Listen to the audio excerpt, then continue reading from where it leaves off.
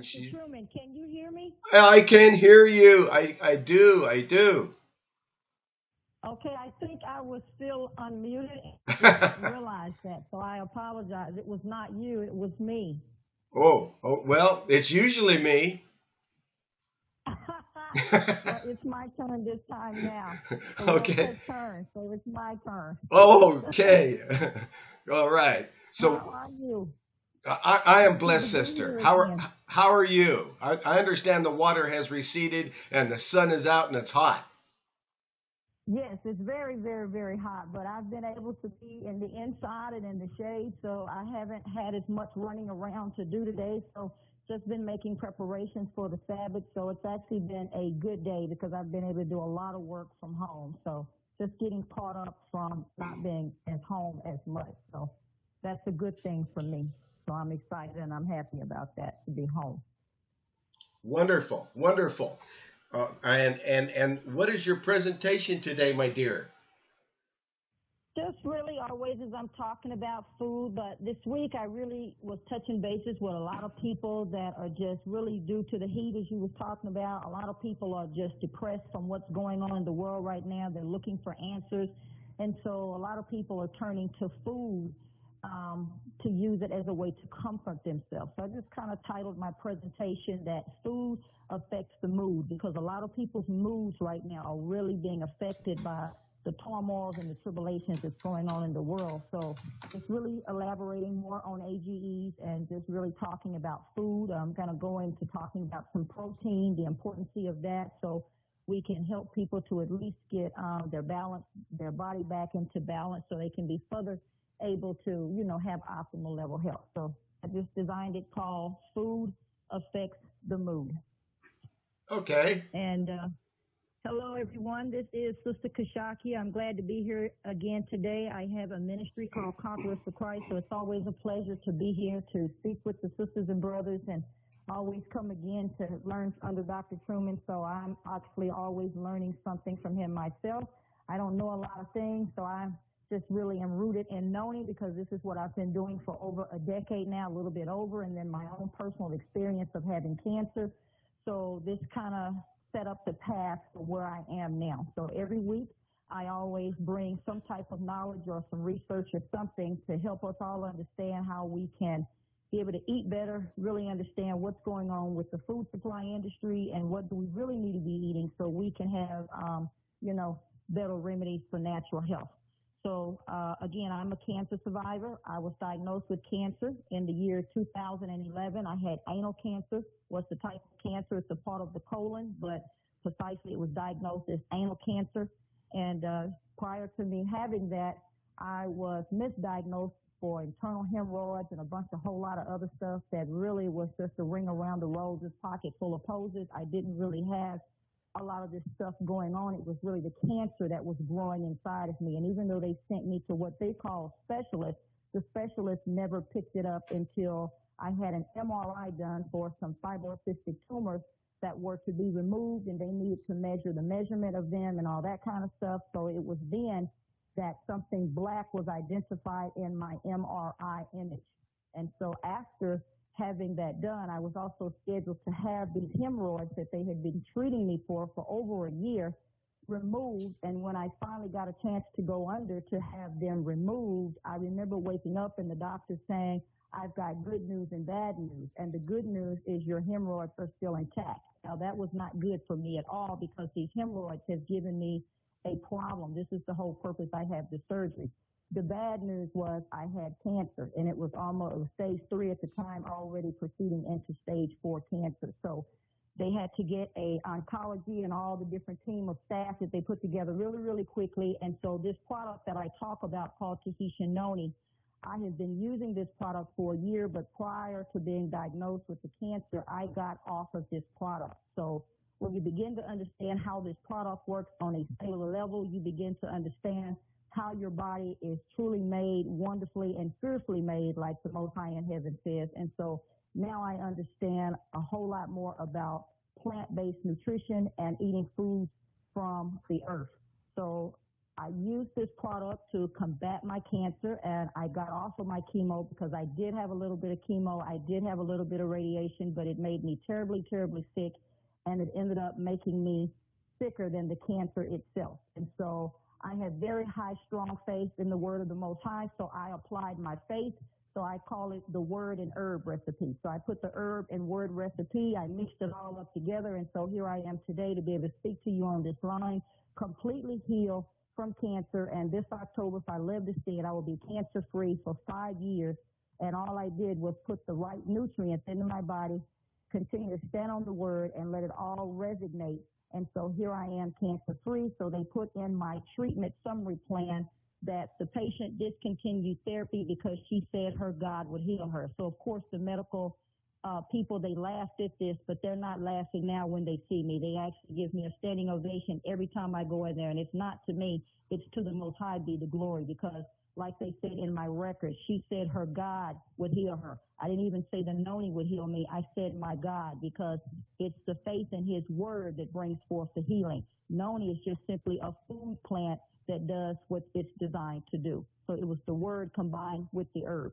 So with that, I always do two things going into the topic that I'm bringing forth, and that's to kind of lay a foundation for what is food. We hear that word on an everyday basis, especially fast food. We hear the word food all over the place, but are we really grasping what food is according to the scriptures? And so I always like to lay down a scripture. So today I'm going to use Genesis chapter 1.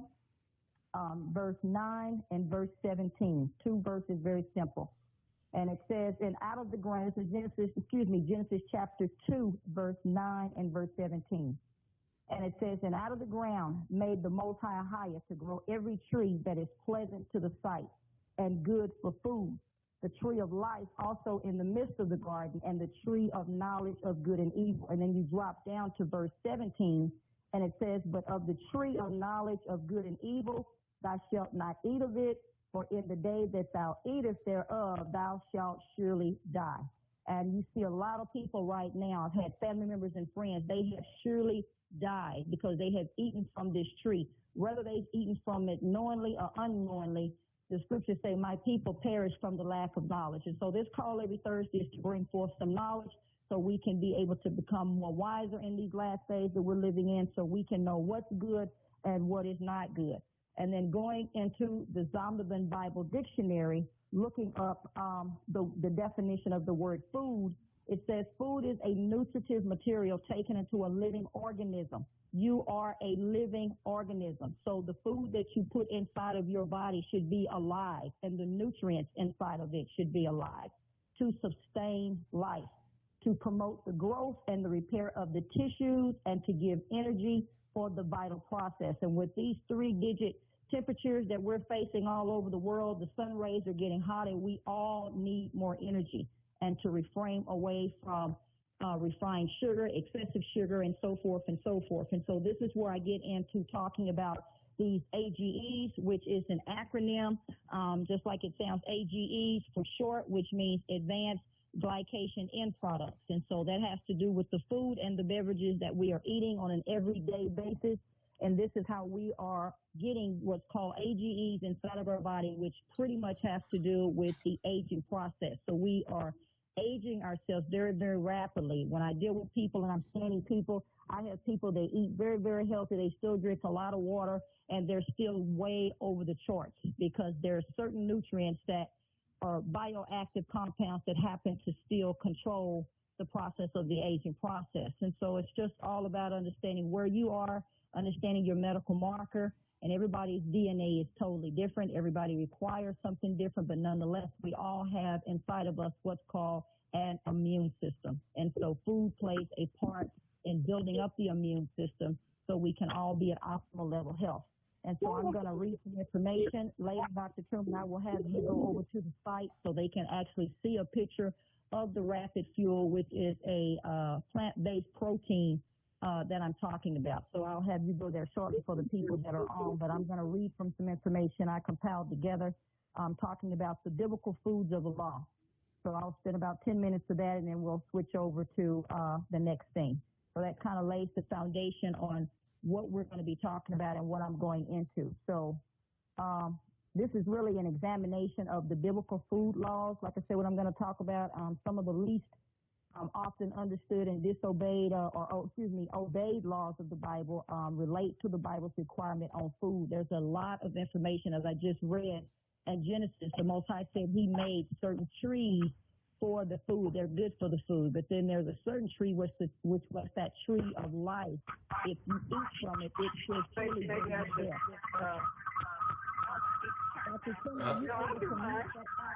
We got, let me. Thank you. Yes. And so as we can see, we're really on the rising right now because many people are eating from the wrong tree. Their diets are not really whole foods. They're not really plant-based foods. We just kind of go to the grocery store, look at the sales paper, coupon shop, and we just kind of, go about our days because we haven't really known any better. People are talking. We're coming into learning more knowledge. Dr. Truman, do you know who that is that's talking? Are you able to mute that out? I am trying to mute the microphone in the Sandy Springs area, code 404, but the mic is not muting. Talking and coming through. I know. I think I did it. It worked that time. It worked. It's now muted out. Thank you. Yeah. For the integrity of the call and out of respect to the Most High. All right. So like I said, some of the least often understood and obeyed laws of the Bible, they relate to the Bible's requirements on food. So not only does the Bible limit what kind of meats one can eat, but also circumstances, including how the food must be slaughtered and prepared. So therefore, since these laws are important, but also often difficult to understand, I just want us to kind of examine today so that we can better understand the Most High's requirements in his law concerning dietary restrictions.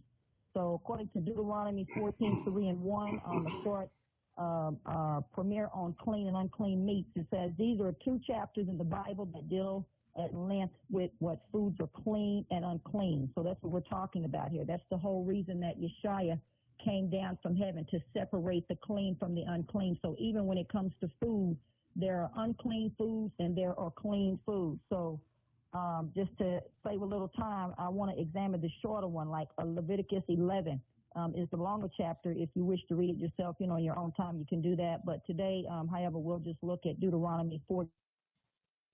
Uh-oh, I lost it.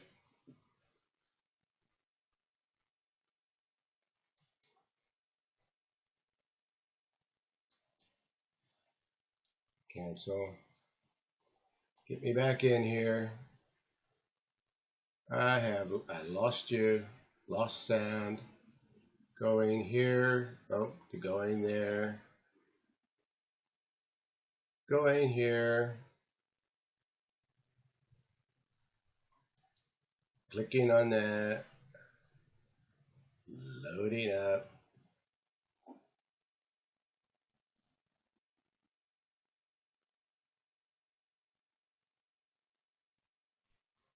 Join.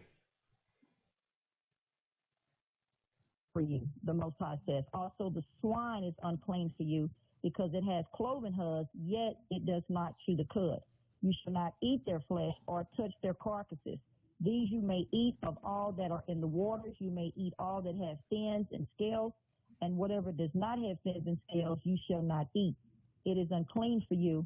All clean birds you may eat, but these ye shall not eat: the eagle, the vulture, the buzzard, the red kite, the falcon, and the kite after their kind, every raven after its kind, the ostrich, the short-eared owl, the seagull, and the hawk after their kind, the little owl, the scratch owl, the white owl, the jackdaw, the vulture, the fisher owl, the stork, the heron, Heron, after its kind, and the hoopoe, and the bat. Also, every creeping thing that flies is unclean for you. They shall not be eaten. So you may eat all clean birds, but you shall not eat anything that dies of itself. You may give it to the alien who is within your gates at that time, but now under the new covenant, it's forbidden really if those of us are saying we're in the kingdom for us to eat it. So we don't judge people for what they're eating, but those of us that are seeking understanding and knowledge on how to understand dietary laws so we can be at optimal level of health. Because when you look at the patriarchs and the ancestors in the Old Testament or the New Testament, they had a much better optimal level of life. As we discussed last week, the agriculture was even different. People back then had their own gardens, they had their own lands, you had your own livestock, you had your own water supply, you had your own wells, you had a lot of things that you don't have in this day and time. So now we are totally dependent on supermarkets and grocery stores and things like that, and we're consciously really not understanding, and I'm really talking about meat because, again, meat is a source of protein, but we're really not really thinking about how was this animal killed, how was it slaughtered, how old was it when they killed it, all of these different laws, because that's been totally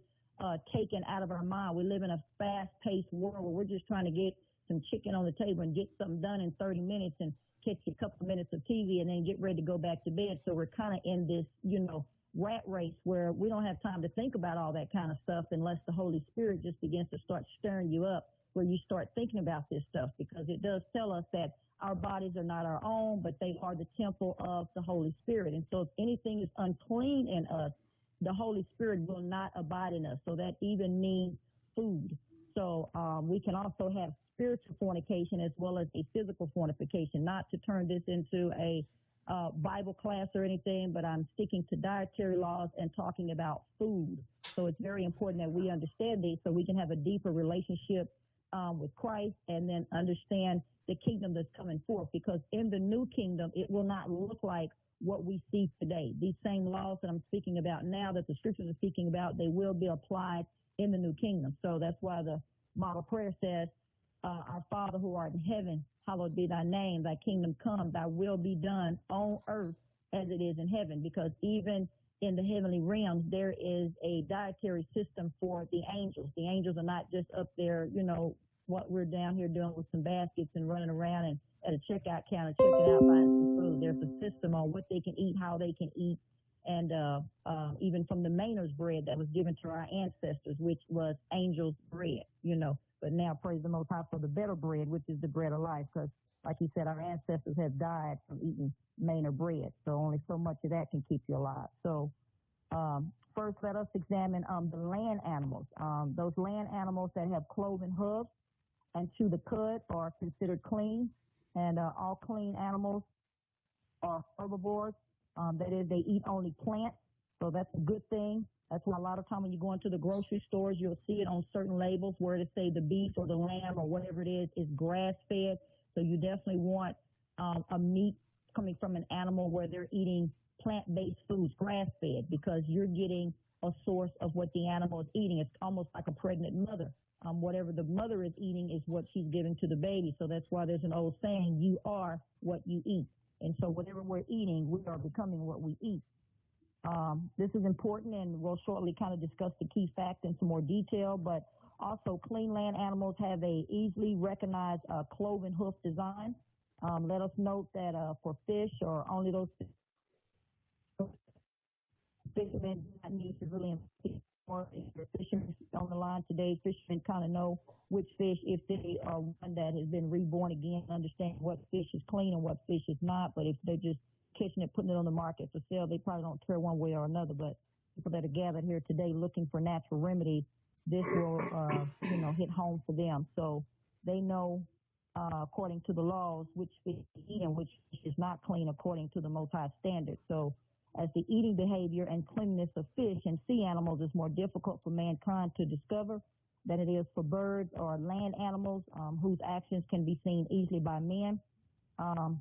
I tell people, let us, also note that for birds, because sometimes people ask me about all these birds, and I'm not a scholar of all these birds. I can only tell you about what I know, what I've researched, and what I've learned in my years of doing this, but every day I'm still learning more and more things. So the unclean birds that I have kind of listed are either birds, like what I named earlier, or they are a prey that eat fish or other birds or land animals. So I ask people, are they scavenger birds like vultures or carcasses or, swine, things like that? Those are things that we can kind of identify offhand to know they're not good. Most of the people that I deal with that drink the noni that have high blood pressure, when I ask them about their diet, they do admit that they're eating pork chops, they're eating something. And so as I do a consultation with them, I just take them through the scriptures, letting them know what thus says the Most High. And then after I've done my part, the scripture says, choose you this day whom you may serve. So I can't tell you to stop eating anything. That's not my right to do that. But if you're coming to me seeking understanding, then I'm going to show you in the scriptures what thus says the Most High, and then you're going to understand why you're dealing with these problems. A lot of people I know that take pork, whether they've been drinking noni or not, if they just simply take this pork out of their diet, a lot of the migraine headaches go away, their cholesterol levels go down, their blood is more cleaner, they have more energy. I mean, they just notice more overall symptoms of just simply removing what's unclean. So if we're putting something unclean where the Most High said not to, then we're going to have some problems, because now we're not hearkening to the voice of the Most High. So with that comes consequences. So that's just kind of, a no-brainer. Why it is that the Most High, that the Most High forbids us to eat omnivores, that is those creatures that eat both meat and plants, or carnivores, those creatures that eat mainly or mostly only meat. A very sensible answer to this question involves the nature of toxins. Toxins are not good. Another name is called free radicals. It takes 10 pounds of plants to make 1 pound of protein for a creature that only eats vegetables. So if there are any toxins or poisons in nature, it will have 10 times the concentration in the body of an herbivore, like a sheep or a cow, as it does in the plant or in the soil. So for an omnivore, like a human being or a pig or a bear or a skunk, I don't know why nobody want to eat that. You've got some people eating some strange stuff. The mixture of eating plants and meat means that in our bodies, the concentration of toxins is likely to be between 10 and 100 times what is in the soil. So as toxins and poisons tend to concentrate. However, though, for a carnivore, that concentration of toxins is likely to be 100 times greater or nearly so. So to eat omnivores or carnivores means that the concentration of the toxins ourselves is likely to be between 100 and 1,000 times greater than in the soil and in plants. So, and between 10 and 100 times greater than the concentration from eating herbivores like water buffalo. So, in addition, those animals whose eating habits are to clean toxins from the water, like oysters and clams and sea cucumbers, and those animals that feed on the dead to help them decompose, like vultures, they're unclean because their eating habits are, so to say the least, rather unsanitary. After all, who wants to kind of, I say eat a toilet bowl clean. That's how I look at them. I mean, certain animals, it's just, they're not for that. They have a purpose, but their purpose is not to cook them, light the grill up and say, hey, we're cooking the grill this weekend. You guys want to come over, just like roaches. I think none of us can stand roaches, but we know that roaches are not good to be eating, But unfortunately, grasshoppers are. John the Baptist ate grasshoppers, so there's even benefits of eating grasshoppers. I know none of us see ourselves doing that, but there might come a time and day when we might have to go back to eating grasshoppers, but at least we know it's something we can't eat. Leviticus 17:10-14, the life of the flesh is in the blood. So let us also remember that the Most High's laws for food not only tell us what animals we can and cannot eat, but also tell us what parts of an animal are unclean. According to Leviticus 17:10-14, it tells us that we are not to eat the blood, which means that meat must be bled properly in order to be clean to eat. Leviticus 17:10-14 again, it reads as follows. And whatever man of the house of Israel or of the strangers who dwell among you who eats any blood, I will set my face against that person who eats blood and will cut him off from amongst his people. For the life of the flesh is in the blood, and I have given it to you upon the altar to make an atonement for your souls. For it is the blood that makes atonement for the soul. So therefore I said to the children of Israel, no one among you shall eat blood, or shall any stranger who dwells among you eat blood. So whatever man of the children of Israel or of the stranger who dwell among you who hunts and catches any animal or bird that may be eaten, he shall pour out its blood and cover it with dust. For it is the life of all flesh. Its blood sustains its life. Therefore I said to the children of Israel, you shall not eat the blood of any flesh, for the life of all flesh is its blood. So whoever eats it shall be cut off. That's very, very clear. You know, that goes into a whole nother something. I'm not going into that, but we're not to be eating. That's why when you're out eating somewhere and they want to know, how do you want your meat? You want it raw, well done. You hear a lot of people say, I want it raw. I want it medium rare. These type of things also accumulate AGEs in the body. Eating high meats cooked on very, very, very high. These are also bringing formation of AGEs into the body. So we definitely don't want to be eating foods that still have blood showing on the plate and things of that nature. That's just not healthy. Let us kind of think about the Most High.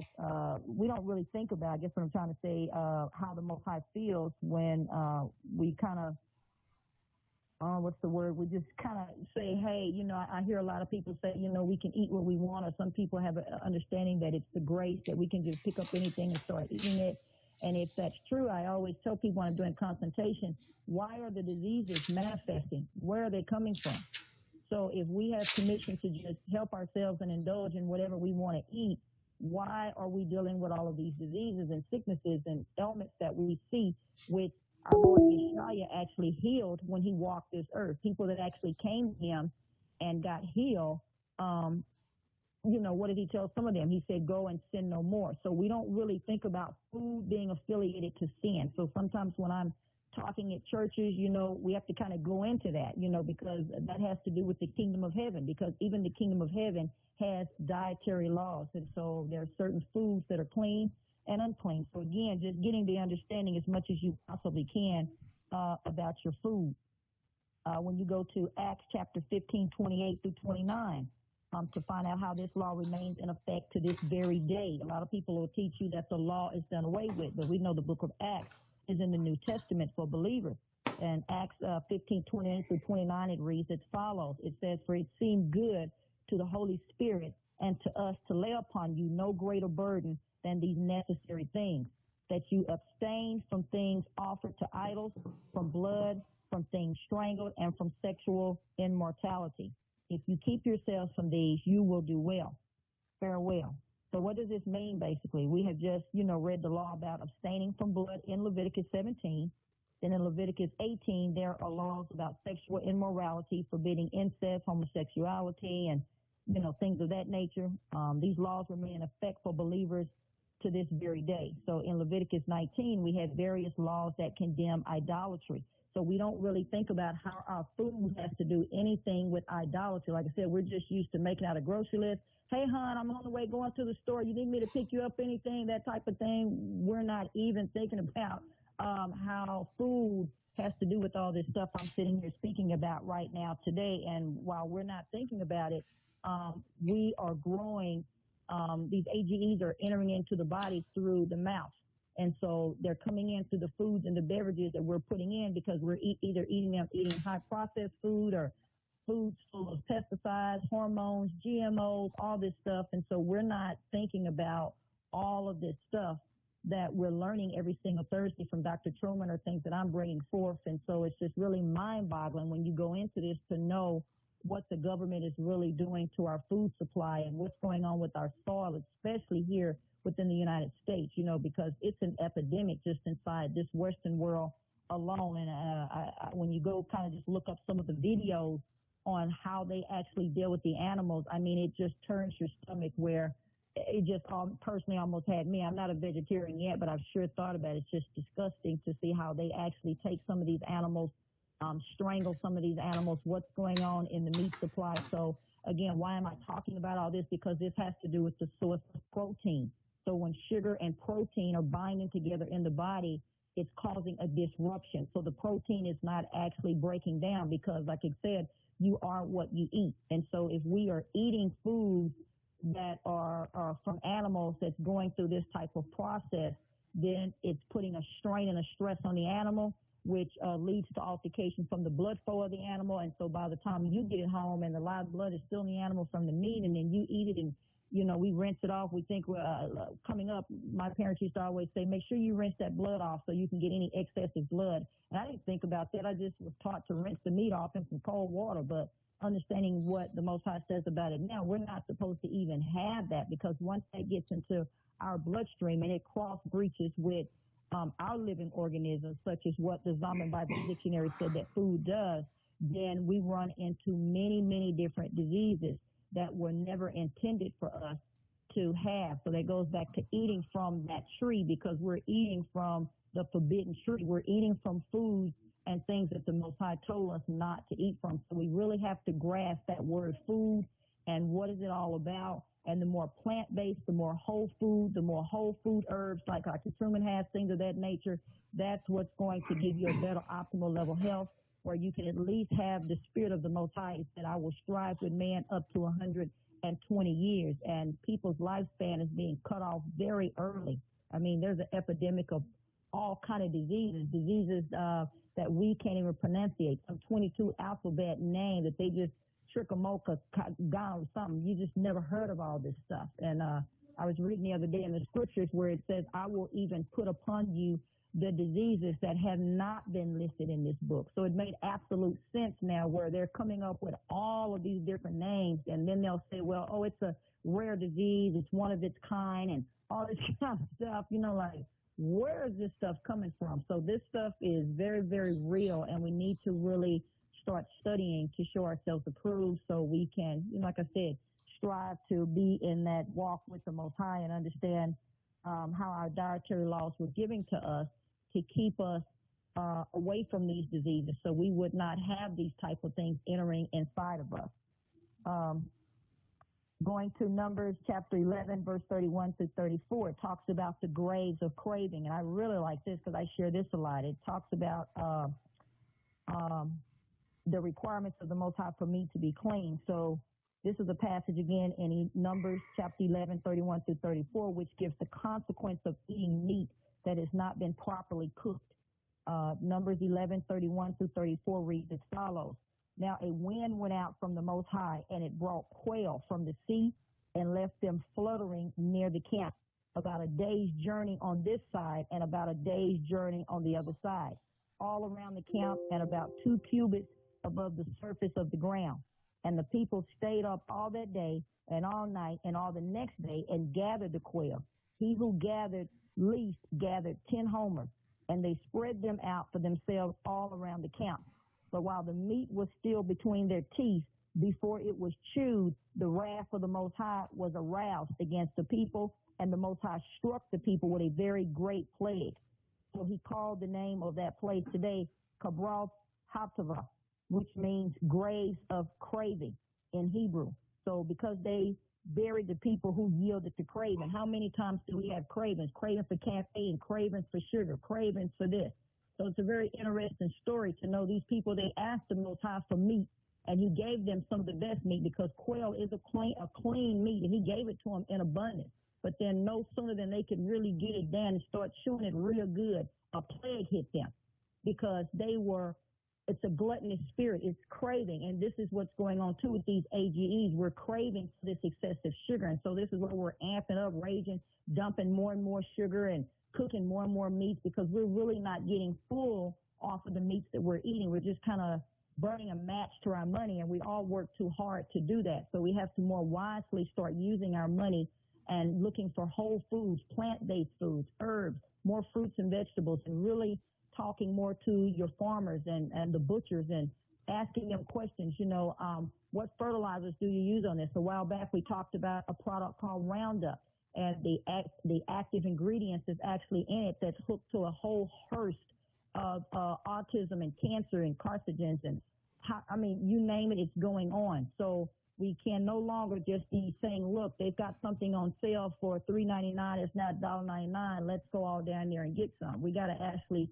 ask questions and start seeking out whole food. And that's what I love about Tahitian Noni, is that it is a whole food. We actually have a video called From Tree to Bottle. You can actually just go to Google, put in From Tree to Bottle. It will actually show you how it's actually picked off of the tree and taken inside of the manufacturer to be processed. There's no third parties, there's no hormones, there's no additives, there's no GMOs, there's nothing but simply the fruit being extracted off of the tree and made into a liquid form and put inside of a bottle, because glass is better, and shipped all the way to your front door. So you can actually see the barrels on how they threshed the noni once it's plucked off the tree. It's not a seasonal tree. It grows all year round.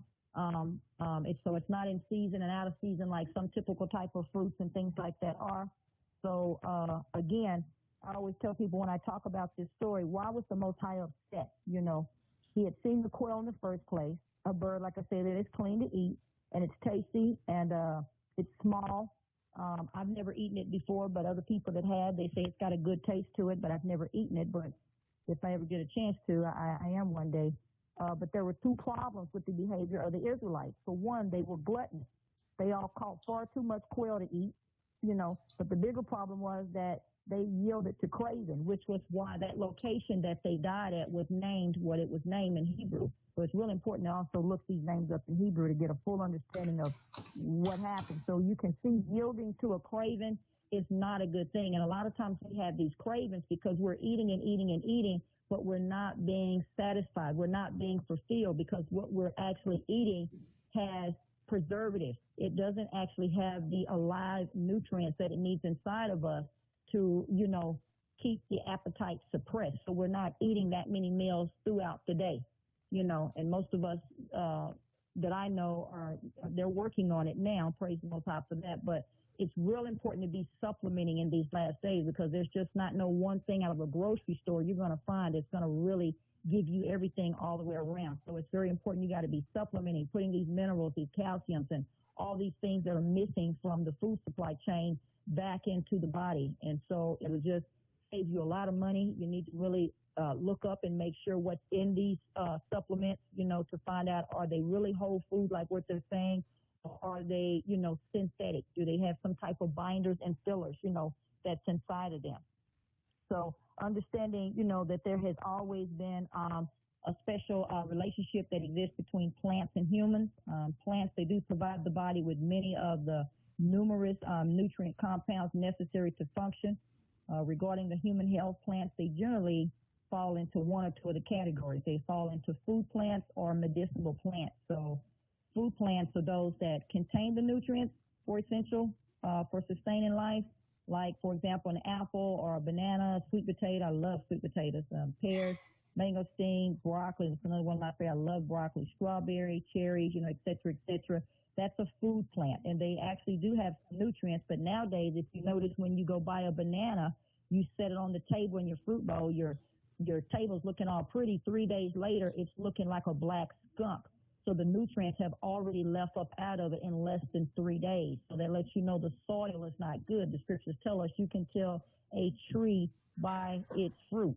And so it should not be dying off that quick. So I always tell people, only consume your fruits and vegetables fresh. If you're going to eat it within 1 to 2, no longer than 3 days. Don't think you're going to go back and eat that 2 weeks later. It's going to already have gnats and moths flying around your table. Then you're going to have a fly swatter slapping your own self in the face trying to kill these gnats that's done got into these bananas and oranges and all this stuff, because we just don't live in that type of day where food is sustained like that. So it's truly a blessing to have noni that has a shelf life of an unopened bottle for 2 years. I don't really know another food or plant that can stay alive 2 years and the actual nutrients are still alive in it.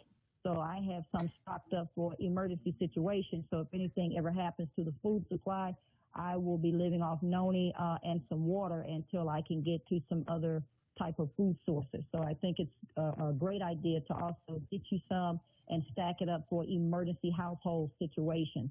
They actually have it in the records of the military, of the Army, the Navy, and so on and so on, where it is listed as one of the tree plants that will sustain life. But the government, they will never tell you that. And as the doctor, they're not going to talk to you about it, but yet it's listed in your medical PDR, which is a physician's desk reference book. So if you go to your doctor or any hospital, any emergency room, there it is right there in the book, but yet no physicians and doctors are really talking to their patients about the health benefits because they need you to be on pharmakia. And when you look pharmakia up in Greek, it goes back to sorcery. This is sorcery. This is witchcraft that people are involved with. So this stuff is much deeper than it meets the eye. So just really having a good understanding, because food is the foundation of strength. So a lot of times this is why we are fatigued, we're tired, we're not drinking enough water. Dr. Truman talks a lot about eating alkaline-based water, not eating, I'm sorry, drinking alkaline-based water and as well as alkaline-based food, foods that have plenty of enzymes for digestion, things of that nature. And so some of the benefits, just to name, that noni has, like allergies, antibacterial, immune system. Like I said, I'm a cancer survivor. Blood pressure, candida. It's superior in antioxidants. Diabetes, fatigue, varicose vein. I mean, on and on. Prostate conditions, multiple sclerosis, HIV. We have a call that we do every single Sunday. I work with another doctor named Dr. Don, and he's a retired licensed chiropractor, but now he is a nutritionist, and it's simply just a testimonial call where we have testimonies from people all over the world that share whatever their condition was and what they were diagnosed with and when they started using the noni and what benefits they have now and how they no longer have medications or their optimal level of health. So that's the call. If anyone's wanting the number, they can reach me at my email, which is Kashakia Johnson. Kashakia is CHAASHAQYAH and then Johnson at gmail.com. My phone number is 469-443-2124. Like I said, I do talk a lot about AGEs because this is what I do every day. So we're always out scanning some people because we have what's called a true age scanner. If Dr. Truman has that scanner up on the site there where you can actually see what a true age scanner looks like, it takes about 20 seconds to get scanned to find out what your AGE levels are. No different than you know what your blood pressure levels are or your BMI index levels or your cholesterol levels. It's very important. You need to know what your AGE levels are. Like I say, every week, if you go out there and you start Googling, AGEs is all over the media, and they're in everything. They're in your skin, they're in your hair, they're in your toenails, they're in your fingernails. They attach themselves to every single organ. And so as we read earlier, food plays a vital process in the repair of tissues. And so you want to have healthy tissues. And so noni has 150 different alive nutrients in them. You can actually go on the website if you want to know what those nutrients are one by one, many different things. So in every 1 ounce you drink, you're getting 150 different nutrients inside of your bloodstream. So talking about the meat, I'm just going to finalize talking about the protein, which is what I was talking about. Dr. Truman, if you can go to www.miranda.com and pull up a picture of what's called Rapid Fuel. Rapid Fuel has a cherry tangerine flavor. It was designed for athletes, but it's not only just for athletes, it's for even the elderly or people that just kind of sit around the house and do nothing. So it's not just for them, but athletes, they really understand the importance of needing protein and what protein does for the body and how it helps to give the building blocks to the amino acids so your body can have the energy level that it needs. So a lot of times you have animal protein and you have plant-based protein, and this is a plant-based protein made out of Earth's best ingredients. So there is a form of the noni in it.